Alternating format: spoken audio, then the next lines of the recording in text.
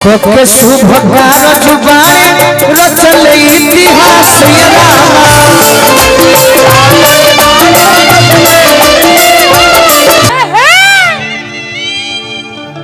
दिलवा के नेक हो हिमांशु भैया बारे लाखन में एक हो हिमांशु भैया बारे लाखन में मनवा के साथ हो मनवा के साथ हो दिलवा के नेक हो हिमांशु भैया बारे लाखों में एक हो हिमांशु भैया बारे। एक मिनट सच समझ से सुख दुख के समझिया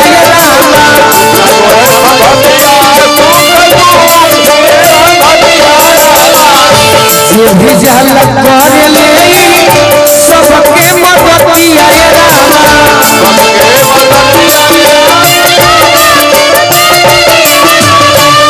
हुनर हाई हुनर हाई सुपर विवेक हो हिमांशु भैया लाखों में एक हो हिमांशु भैया बारे लाखों में एक हो हिमांशु भैया बारे।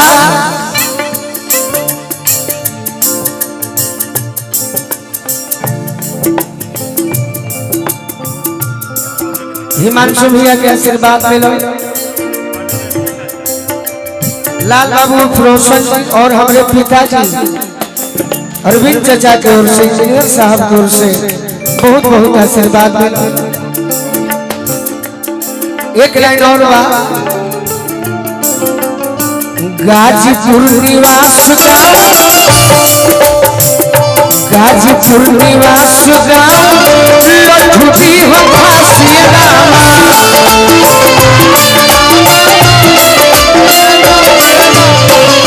के शुभ कारज बारे रचल इतिहास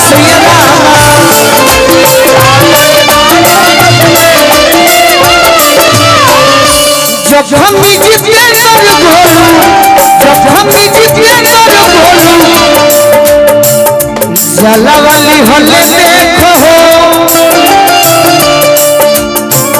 जब हम जीते नर बोलू जलवाली होले देखो हिमांशु भैया बारे लाखों में एक हो हिमांशु भैया बारे लाखों में एक हो हिमांशु भैया बारे लाखों में एक हो हिमांशु भैया बारे लाखों में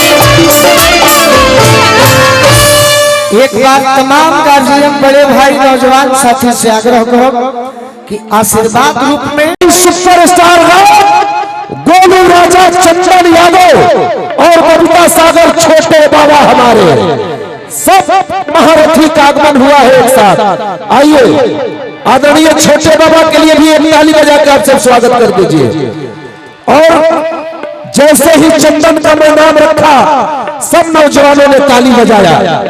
और ये देखिए आपके दुलरुआ गोलू राजा का आगमन हो रहा है। अभिभावक थोड़ा सा गड़गड़ा के ताली बजा करके स्वागत इस सरजू राय मेमोरियल पीजी कॉलेज के इस कार्यक्रम में आप बड़े सलीके के साथ ये चारों महारथी का अपने अभिनंदन और स्वागत किया।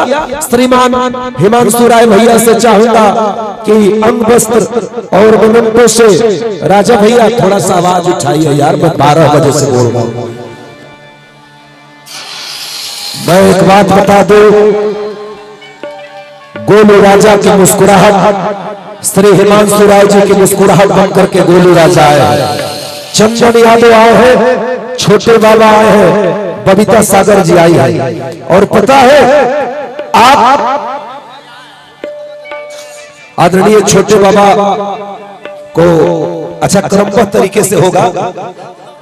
आ जाइए छोटे बाबा, ये छोटे बाबा हमें इनकरे को डायलॉग हिट भई रहे कि बोला बोला ये कबूतर नीचे चढ़ू के ऊपर। बहुत बहुत धन्यवाद छोटे बाबा।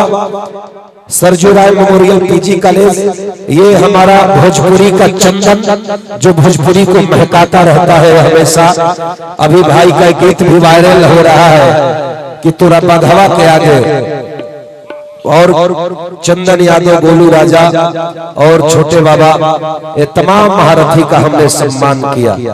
और मैं गोलू राजा जी और चंदन जी का ध्यान चाहूंगा, ये वही गाजीपुर की धरती है जिस गाजीपुर की धरती से बड़े उस्ताद घायल गाजीपुरी होते हैं।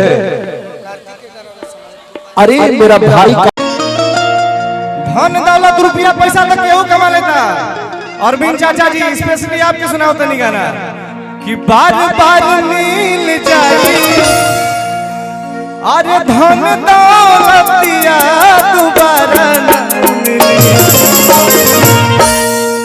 हई माई बाबू के सूरतिया दोबारा न मिली। माई बाबू के सूरतिया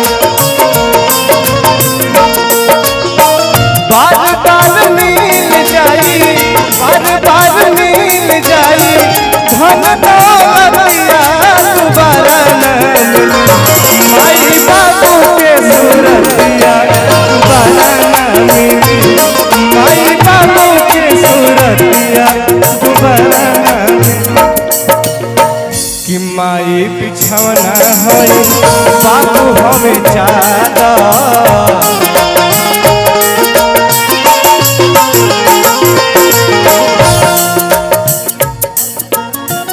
हमारा अरविंद चाचा जी के तरफ से बार बार स्वागत अभिनंदन बा। हई हजारों हजार के पुरस्कार बा। कि माई बिछवना हई बाबू हमें चाहता।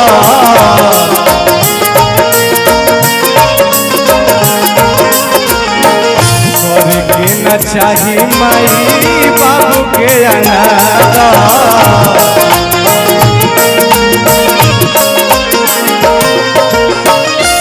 भाई हो कि माई बिछवना हई बाबू हमें चाहता। करे के न चाही माई बाबू के अनाथा। काहे भैया दूधवा पिया के चले